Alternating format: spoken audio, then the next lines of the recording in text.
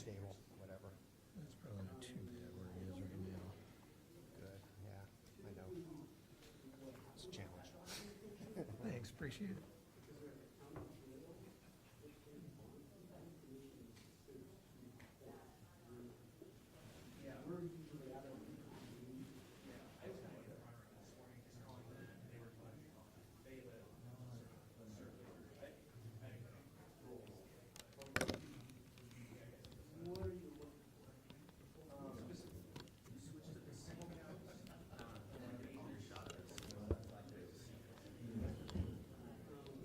Can you not wrap that completely? Because if I have to leave, I gotta pull my mic off of here. So don't spin it, please.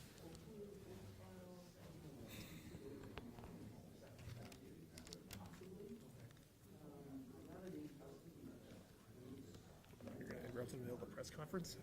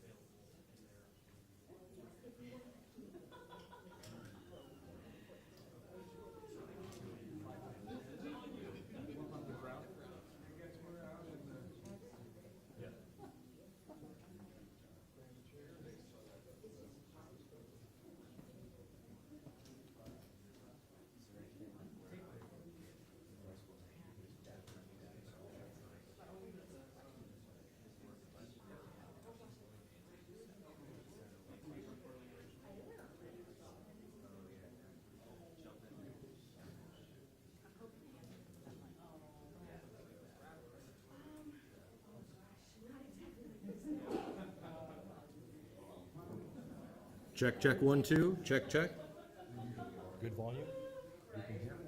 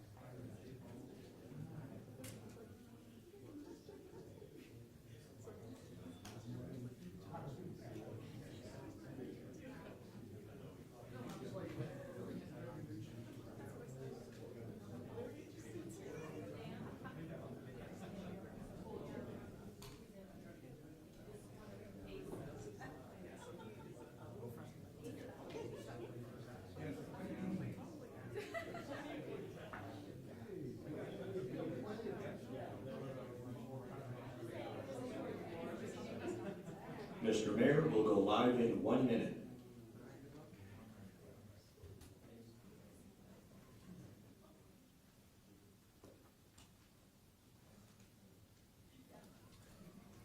I have never done a press conference before, so go easy.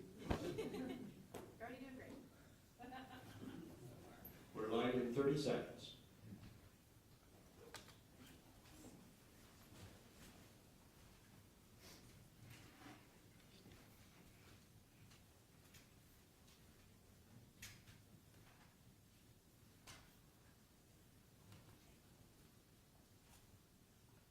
We're live in 5, 4, 3, 2.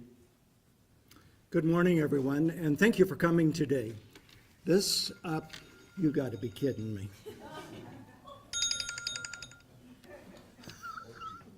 Well, that was real classy. This, this meeting today, or this conference, press conference, is mainly because I wanted to, number one, share with you that we are the same city that we were last week. And that city is a city that respects everyone, that welcomes everyone, that it accords the basic human rights to everyone. And we are not a city that wants to discriminate. We are not a city who wishes to bring any hurt upon anyone. So it's important, because Coeur d'Alene has experienced that before. We're not going back to the days of the Aryan nations. We are past that, and we will do everything we can to make sure that we continue to stay past those kinds of problems. If you were around in those days, or if you recall, with the help of a lot of citizens in this community and the Southern Poverty Law Center and other groups, we were able to completely rid ourselves of that group and the kind of awful culture that they were trying to present to our community. We are a culture of love, of kindness, and we will continue to be. Now, this morning, if you're expecting a lot of breaking news, I'm sorry, you won't get that. What you will get is an opportunity to visit with me and with Chief White regarding the situation as to where we are right now. And with that, I'd like to turn it over to the Chief.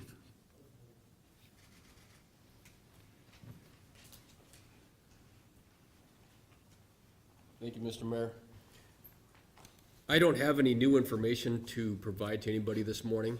We've been receiving a number of comments, though, and questions that maybe I can address before we start getting questions individually. One of the questions I get is what additional information we can release about the events on Saturday. I would tell you that the investigation process is ongoing. We obviously still have a lot of work to do in terms of writing reports and linking individual body camera videos with individuals who were arrested in the property that was associated with those individuals. And so that process is ongoing and likely will not be completed for some time. The other questions I've been getting, really not from from our law enforcement partners, but from the press, is how has the community been handling this? I will tell you that I had one of our captains assigned to listening to all the phone calls this morning, and of the 149 calls that we know of so far that have come in, they're about 50-50 split between individuals in our community who are happy to give us their name and tell us that they're proud of the work that we did, and they're happy to be a part of this community, and the other 50% who are completely anonymous and who want nothing more than to scream and yell at us and use some really choice words, offer death threats against myself and other members of the police department merely for doing our jobs.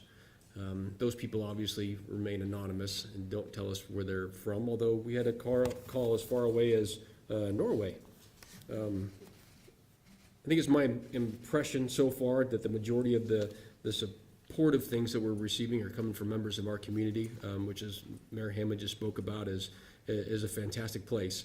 And then we obviously have the hate groups from outside that are giving us their opinion as well. With that, like I said, I don't have any new information to present, but I will stand for questions. Before you do ask questions, if I can interrupt for just a moment, I failed to recognize Chief White and his staff for the excellent preparation that they did prior to this gathering on Saturday. They did the research, they paid heed to any concerns that were brought forth to them, and they were well prepared, even though it was a citizen that caught these folks that were climbing into the truck. The chief made sure that there was sufficient personnel to deal with this kind of issue, and as the mayor and as a member of this community, I'm very appreciative of you and your staff. Thank you very much for all that preparation and for taking care of us in this community. Now, you could go after. Yes, sir. Is this for me or the mayor? For you. I saw on Twitter somebody reporting that on other social media platforms, on far-right platforms, that people were doxing police officers' Yes. information. Can you comment on that? We've received threats of it. I'm sure it's ongoing. There's not a lot that I can say about it at this point. I have another question. Sure. As far as weapons go that were found on the scene?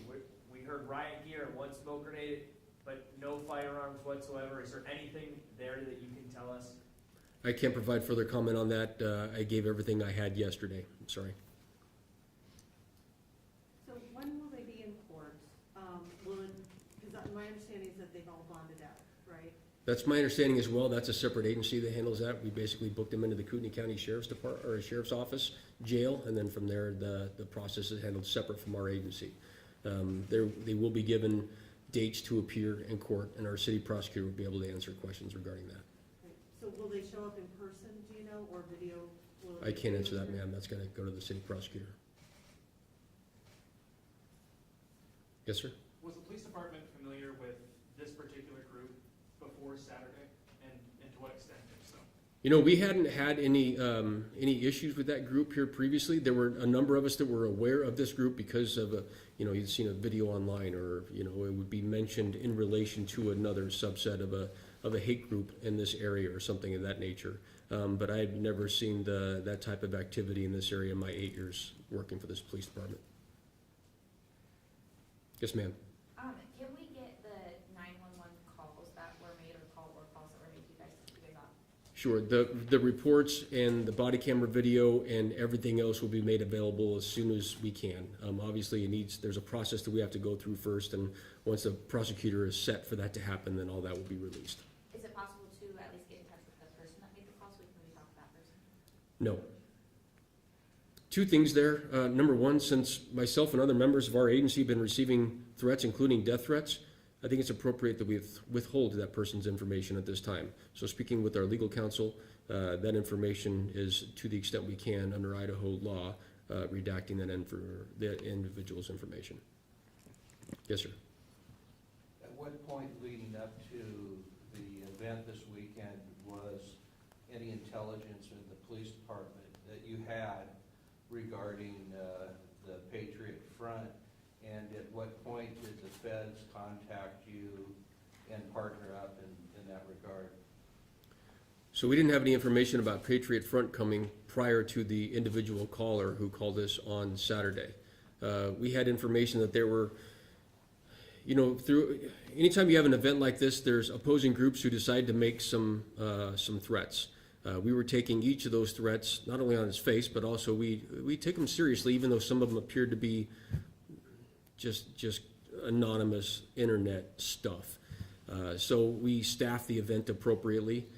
We had some information that there might be some individuals who are loosely affiliated with some of the groups who are planning to protest the Pride event that day, and so we were adequately staffed for it. But we didn't have any intelligence that there was going to be a riotous group coming to this event prior to the 911 call that we received. Just I'm sorry. Just a follow-up question on that, sir. Are you with the media, sir? I'm not. I'm a citizen. Okay, I'm going to ask the media Just one questions here follow-up first. question, sir. Online, there was an officer of yours that was filmed stating that there was information and embedded feds or informants within that group. Is there any veracity to that? It was an officer of yours that made that statement on the scene. No, I think you're completely mistaken. So let me be very, very clear. Let me be very clear here. These were not law enforcement officers that we arrested. These were members of the hate group Patriot Front. These were not Antifa in disguise, nor were they FBI members in disguise. That wasn't my question, sir. My question was regarding the video that's showing online of one of your officers making the statement, contrary to what you're saying, that you were aware that there was embeds and so on and so forth. I'm not making an assertion one way or the other. I'm just simply suggesting that when you come to a press conference and you're making a statement one way, and this video isn't something that was been ginned up in some conspiracy manner. It's actually someone who videoed an officer of yours on the scene. Okay, so two things. Number one, I have not seen the video and the comments that you're speaking about because I have not heard that comment made in any of the videos that I've watched regarding that incident. I was on scene at the stop the entire time. My body cam video will be available once it's appropriate, once everything's being released. You're not going to hear that comment coming from me or any of my command staff, so I'm not sure where that comment came from. Well, and secondly, hang on, since this is a press conference, I'm going to ask you to be quiet and I'm going to answer questions from the press at this point. Yes, ma'am. So as a misdemeanor, conspiracy to riot, what are the possible penalties for that? And is your department working on other charges other than conspiracy to riot? The charges should be the penalties should be outlined in Idaho code. I don't know what those are off the top of my head without going back and referring to the code and reading them, but we can certainly give that question to our city prosecutor's office for him to answer for you. And other charges? The investigation, like I said, we still have so much paperwork to go through, and we just got done executing a number of search warrants on the U-Haul and then some other vehicles that were seized, and so that we still have a bunch of work to do. I can't comment further on the investigation process at this point. Yes, ma'am. Do you have any comment on why the bond was so low, $300? There's a bond schedule that's established by the courts. We don't get to choose that, so that would be a question for the courts. Yes, ma'am. Was there any correlation between the group that you guys, found in the van versus some of the people that were out at the event with weapons? I can't speak to that. I don't have any information one way or the other. Yes, ma'am? Just to clarify, did you mention that other vehicles were seized in addition to the U-Haul? There were. Yes, ma'am. Can you tell us how many? No, ma'am. Can you identify which press you're with when you ask your question, please? Yes, sir. Alex Peebles, KHQ, Spokane. Is the FBI involved in the investigation in any way at this point? The FBI, we had an FBI member in our command post that day, just because we think it's important to bring all our agency partners. We had just the one person from the FBI. We had some members from the Coeur d'Alene Fire Department, of course. We had some liaison work that was going back between us and the Parks Department and the Streets Department for issues that might arise. They weren't in the command post all day, but we were certainly in contact with them. We had members from the Kootenai County Sheriff's Department and the Idaho State Police all in the command post. Yes, ma'am. Can you talk about any lessons that came from this arrest? Any lessons that you might? I would tell you that the biggest lesson I think that we have for not only members of our community, but law enforcement in general and our public as a whole, is that one concerned citizen can prevent something horrible from happening. This one concerned citizen, rather than pulling out their phone and videotaping this for their 15 minutes on YouTube or Snapchatting it or something like that, took the time to call 911 and report some suspicious activity. And as a result, we likely stopped a riot from happening downtown. Yes, ma'am. Karen with NBC Network News. On Saturday, I believe it was, you mentioned operational paperwork, plans, military operation, police operation. The New York Times has detailed that some of those plans saying that a column forming on the outside of the park proceeding inward until barriers to approach are met, and once an appropriate amount of confrontational dynamic has been established, then the column will disengage and head to Sherman. Can you confirm that that was part of the paperwork that you found, and can you explain what Sherman might refer to? Yeah, that's not verbatim, but that is very close to the operational paperwork that I read that day. It also included the use of a smoke grenade once an appropriate level of confrontation was met by that group. Sherman Avenue is the downtown corridor that's immediately adjacent to City Park, and it's basically just north of where we sit. It's largely consisted of small businesses and shops and taverns and things of that nature. And a follow-up if I can. So would the expectation be that the confrontational dynamic would have been with police officers that were there on scene staffing the event, or? I can't speak to that. It didn't delineate which group exactly, whether it's law enforcement or the Pride people that they were planning to confront. It was more vague than that. Why stop them at the time you stopped them? The information that we had would lead any reasonable officer to assume that there might be criminal activity afoot, based not only on the 911 call, but the information contained within the call about the weapons that they were seen loading and the riot gear and things of that nature. We made a command decision to make the stop prior to them getting downtown to prevent a riot from happening. As it turns out, the stop occurred less than a quarter mile from City Park. I have no doubt in my mind that had that van stopped at the park or much near the park, that we still would have ended up in a riot situation. Yes, ma'am. Is there anything that can be said as to why this group picked Coeur d'Alene? I don't have that information at all. My guess is that since there was so much rhetoric online about the two opposing groups exercising their viewpoints and things of that nature, that this became a flashpoint, but I'm really not sure why they picked Coeur d'Alene out of all the other Pride events that are occurring in the U.S. And then a follow-up to that, looking ahead to summer events, other events going on in Coeur d'Alene, what do you say to the community when you encourage people to come out to these events? Well, two things.